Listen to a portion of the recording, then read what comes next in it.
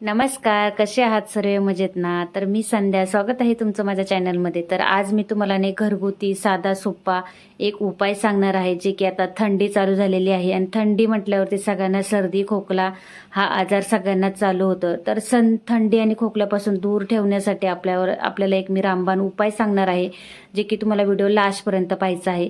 तर काय आहे ते तुम्हाला मी सांगणारच आहे. तर त्याच्यावरती अजून सुद्धा आहे की ज्यांना केस गळती होत असेल किंवा कंबर दुखत असेल,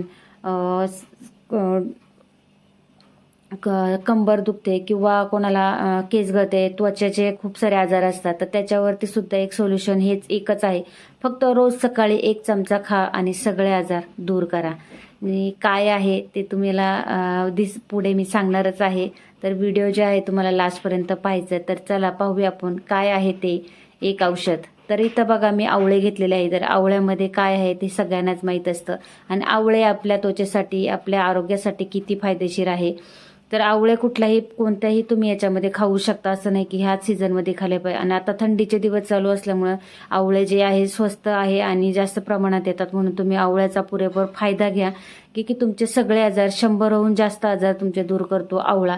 तर आवळे घेतलेले आहे इथं पाव किलो. एक पातेले घेतले, त्याच्यामध्ये मी 1 ग्लास पाणी टाकून त्याच्यामध्ये अर्धा चमचा मीठ टाकून 10 मिनिटं पातेल्यामध्ये आपल्याला ठेवून द्यायचे बाजूला. नंतर इथं पाव किलो मी गूळ घेतलेला आहे. पाव किलो आवळ्यासाठी मी पाव किलो गूळ, थोडासा गूळ बाजूला काढलाय. तर मी गूळ घेतलेला आहे, तो किसून घ्यायचा आहे आपल्याला छान असा. त्याच्यानंतरला 10 मिनिटांनी आपल्याला पातेल्यातले आवळे स्वच्छ धुवून एका सुक्या कपड्याने पुसून घ्यायचे आहेत. पुसल्यानंतर आपल्याला ते त्याच्यावरची जी घाण पाहू शकता, पाण्यामध्ये मिठाने किती घाण निघलेली आहे. त्याच्यावरचे जे काही जर्म्स वगैरे असतील किंवा धूळ असेल ती निघून जाते. आणि त्याच्यानंतरला स्वच्छ अशी कपड्याने धुवून सुकून घ्यायच्यात आणि मग ते किसून घ्यायचे आहेत आपल्याला किसणीनी.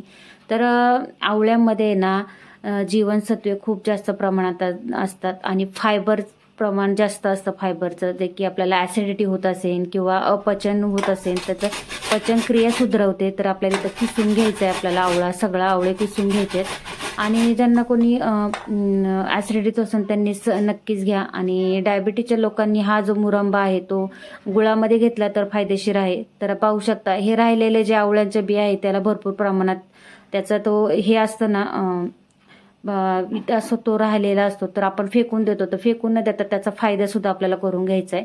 तर 1 ग्लास पाणी टाकले, नंतरला 10 मिनिटं आपल्याला ते गॅसवरती उकळून घ्यायचं आहे पाणी, जे की आपले बिया बाजूला निघतात आणि त्याचा जो पल्प आहे राहिलेला बाजूचा जे काय आहे आवरणं, तर ते आपल्याला ज्यूस बनवायचा आहे. तर पाहू शकता इथं मी बाजूला स्टीलचं भांडं घ्यायचं आहे मुरंबा बनवण्यासाठी. तर आपण बनवत आहोत आवळ्याचा मुरंबा. तर मुरंबा हा खूप खायला छान लागतो आणि आपल्या शरीराला खूप फायदेशीर आहे. त्याच्यामध्ये आवळ्यामध्ये अँटी ऑक्सिडंट ज्या भरपूर प्रमाणात असतात. तर इथं गूळ आणि मी जो आवळ्याचा किस आहे आपण किसलेला तो मिक्स करून घ्यायचा आहे. त्याच्यानंतरला आपल्याला गॅसवरती जे भांडं ठेवलं आहे ना त्याच्यामध्ये ते टाकून घ्यायचं आहे. गॅस जो आहे आपल्याला मीडियम ठेवायचा आहे, मीडियम म्हणजे अगदी बारीक ठेवायचा आहे. त्याच्यानंतरला हा जो मिक्स केलेला जो हे सारण आहे ते आपल्याला त्याच्यात टाकून घ्यायचे. गूळ आणि किस एकत्र करून आपल्याला तो टाकून घेतल्यावर हलवून घ्यायचा छान. हळूहळू आपल्याला गुळाचं पाणी होतं आणि आपल्या आवळ्याला सुद्धा पाणी असतं. तर ते 2 इंच हे पाणी सुटतं, पाहू शकता पाणी सुटले. तर आपल्याला ते 10 ते 15 मिनिटं हा आवळा जो आहे तो शिजवून घ्यायचा छान, जेणेकरून आपल्याला तो तुरट लागणार नाही. तर टाकताना याच्यातनं थोडंसं सेंधा नमक आणि जे की काळं मीठ आणि आपलं साधं मीठ अर्धा म्हणजे टाकायचं आहे चमचा, बारीक चमचा अर्धा टाकायचा आहे. तर इथं मी बघा इलायची पावडर घेतलेली आहे, सुंठ पावडर घेतलेली आहे, दालचिनी घेतली आणि लवंग घेतली. तर ह्यांनी काय होतं, सर्दीला आहे ना, सर्दी खोकल्यासाठी खूप फायदेशीर आहे. खोकला येत असेल तर दालचिनी खूप त्याच्यावरती फायदेशीर ठरते आणि सुंठ जी आहे सर्दीसाठी खूप हे असते. तर आणि विलायची पावडर जी आहे की आपल्या मुरंब्याला चांगला असा स्वाद आणते आणि टेस्ट आणते. तर पाहू शकता इथं गुळाचं पाणी झालेलं आहे आपल्या. तर थोडा थोडा गुळ आपला वितळत चाललेला आहे. गॅस बारीक ठेवूनच आपल्याला शिजवायचा आहे. तर त्याच्यावरती आपल्याला झाकण ठेवून शिजवायचं, जेणेकरून आपला गुळ जो आहे लवकर छान वितळतो आणि कीज सुद्धा सॉफ्ट होतो. तर इथं बघा दालचिनी आणि लवंग मी टाकून घेतलाय. लवंग ही खोकल्यासाठी खूप भारी असते. आणि त्याच्यानंतरला आपल्याला जर पचन वगैरे होत नसेल तर आपल्याला ते पचन होण्यास सुद्धा खूप मदत करते. हे तर पाहू शकता आपला मुरंब्याचा आहे ना कलरसुद्धा किती छान झालेला आलेला आहे आपल्या मुरंब्याला. एकदम छान म्हणजे छानच. गुळ वापरल्याने ना आपल्या शरीराला गुळाचा खूप फायदा होतो. गुळामध्ये खूप सारं, ज्याला रक्ताची कमतरता असेल तर गुळ आपलं रक्त वाढवण्यास मदत करतं, म्हणून गुळ वापरायचं, साखर नाही वापरायची.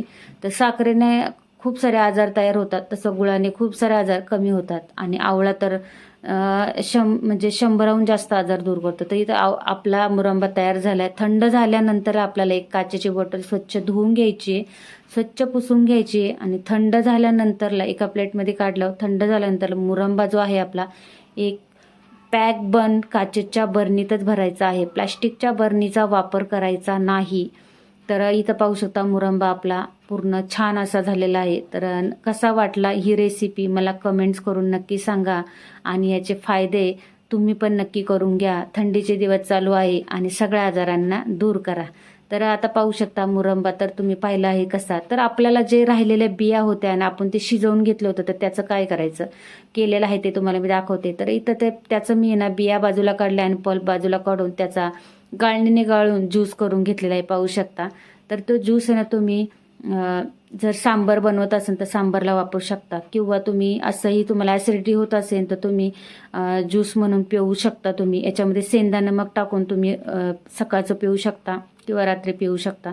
तर हे आहे अशी याची आवळ्यापासून 100 गुणकारी बहुगुणी हा आवळा असा आहे की त्याचे की सगळे आजार दूर करतात. तर कसा वाटला व्हिडिओ आणि रेसिपी नक्की कमेंट्स करून सांगा. तर चला, बाय बाय.